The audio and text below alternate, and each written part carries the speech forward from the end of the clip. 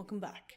Today we're going to be talking about WordPress hosting and more specifically local versus online hosting. So first of all, what is hosting? Well, when it comes time to actually run and start using WordPress, you're going to need something to run it on. Again, think of it as a piece of software, not an online website that you can create other websites with. It's more of a tool than a software. And I want to keep mentioning this because it is quite a hard concept to understand. But there are actually two ways of running WordPress, locally and through online hosting. And we're going to talk about those in just a moment. So first of all, let's talk about local hosting because that's what we're going to be doing in this course and what I'm going to be teaching you how to set up in the next video. So what local hosting is downloading a copy of WordPress onto your computers and then using another software to run a server that runs off of your computer with all of the necessary parts. So there are a lot of parts in here and I'm not going to go through them, but just know that these parts are what allow WordPress to run. So HTTP, PHP, and all sorts of other things. So what this software does is set up a server that runs off of your computer. And that way you can put WordPress in your whatever directory, which is actually called localhost. We'll be talking about that in the next video. And then you can run WordPress off of your machine. This is completely free and you don't need any sort of online hosting and you don't need to pay, which is great if you want to try out WordPress or play around with it without having to buy online hosting. There are a few downsides to this. For example, it is very hard to set up and get everything up and running.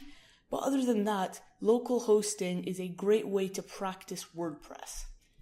The next form of hosting is online hosting. So this is when you pay a company some money to actually use some of their server space to run whatever you want. Your hosting, WordPress, or any other files. Think of it as you are paying a company and they give you some land back. So think of it as renting a house. But instead of renting a house, you're renting some server space to hold your files. So the reason people use online hosting, well, the first reason is because it's running constantly. So if you don't know much about servers, in order to actually run WordPress, the server needs to be running constantly, which means your computer needs to be consistently on. And if you're using a personal computer, that's most likely not the case. Whereas if you pay an online company or a hosting company some money, the servers will be running constantly and you won't have to worry about it. The second reason is because they offer all sorts of features, for example, a great UI control panel, which allows you to manage your files and do all sorts of other cool features like one-click installs of WordPress without having to go through all the hassle that you would have to on local computers.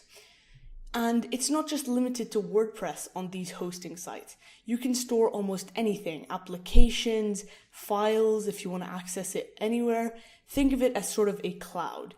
On top of that, these hosting companies make it very easy for you to link your domain and get everything set up and running.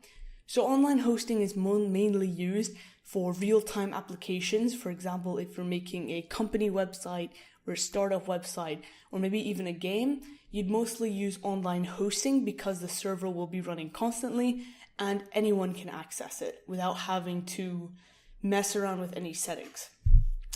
So there are many hosting companies out there. The two I'd like to recommend are HostGator and Bluehost. These are the two best recommended by all sorts of sites, and I have personally used Bluehost in the past, but if you want to use HostGator, go ahead. Now, I'm not going to give a tutorial on how to set up HostGator because there are all sorts of hosting companies out there, and most likely every single one of you is going to be using a different hosting company. Now, in the next video, I will be teaching you how to set up WordPress locally, but if you want to set it up online, there are so many tutorials and documentations out there that can help you set it up. So even if you just go on YouTube and let's say you're using Bluehost, you can search how to set up a website or a WordPress website on Bluehost, and you will find thousands of videos. So I'm going to be going over local setup in the next video because it is the most challenging and complicated, and it did take me a few tries on my first time to get it set up. But I will be going over that in the next video. If you do want to set it up online, go on YouTube. You can find all sorts of videos and documentations that can help you set it up. All right, let's get started.